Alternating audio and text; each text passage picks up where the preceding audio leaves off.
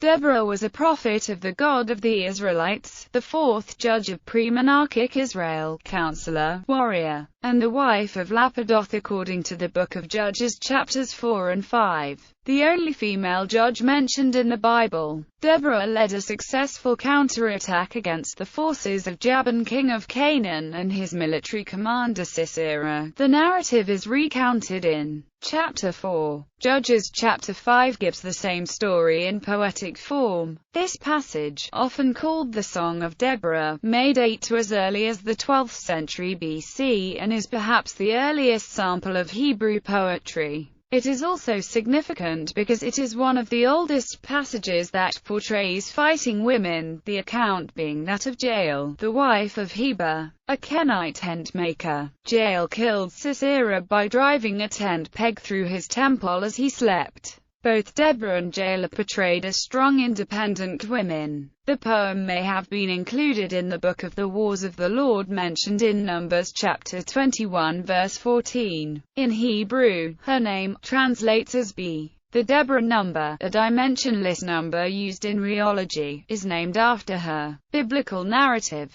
In the Book of Judges, it is stated that Deborah was a judge of Israel and the wife of Lapidoth. She rendered her judgments beneath a date palm tree between Ramah in Benjamin and Bethel in the land of Ephraim. Some people today refer to Deborah as the mother of Israel, as she is titled in the biblical Song of Deborah and Barak. The people of Israel had been oppressed by Jabin, the king of Canaan, whose capital was Hazor, for 20 years. Stirred by the wretched condition of Israel, she incites a rebellion, and sends to Barak, the son of Abinoam, at Kedesh of Naphtali, and directs him to muster 10,000 troops of Naphtali and Zebulun and concentrate them upon Mount Tabor, the mountain at the northern angle of the Great Plain of Australian. At the same time she states that she will draw Sisera to the river Kishon. Barak declines to go without the prophet. Deborah consents, but declares that the glory of the victory will therefore belong to a woman. As soon as the news of the rebellion reaches Sisera, he collects 900 chariots of iron and a host of people. When Deborah saw the army, she said, according to Judges chapter 4 verse 14,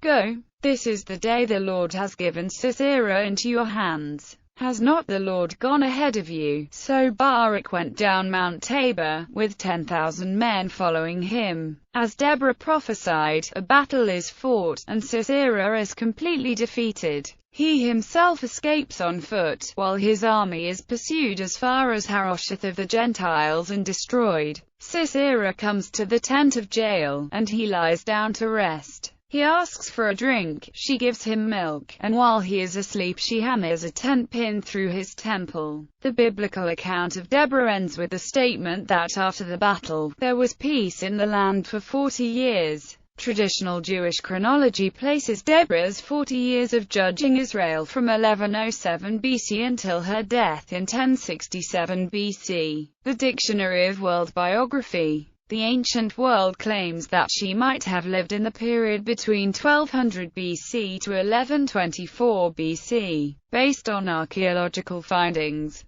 Different biblical scholars have argued that Deborah's war with Sisera best fits the context of either the second half of the 12th century BC or the second half of the 11th century BC. The Song of Deborah. The Song of Deborah is found in Judges chapter 5 verses 2 to 31 and is a victory hymn, sung by Deborah and Barak, about the defeat of Canaanite adversaries by some of the tribes of Israel. Biblical scholars have generally identified the song as one of the oldest parts of the Bible, dating somewhere in the 12th century BC, based on its grammar and context. However, some scholars have recently argued that the song's language and content indicate that it was written no earlier than the 7th century BC. The song itself differs slightly from the events described in Judges chapter 4. The song mentions 6 participating tribes as opposed to the 2 tribes in Judges chapter 4 verse 6 and does not mention the role of Jabin, though it is not uncommon to read a victory hymn in the Hebrew Bible. The Song of Deborah stands out as unique in that it is a hymn that celebrates a military victory helped by 2 women. Deborah and Jael. Michael Coogan writes that Jael, being a woman, is a further sign that Yahweh ultimately is responsible for the victory.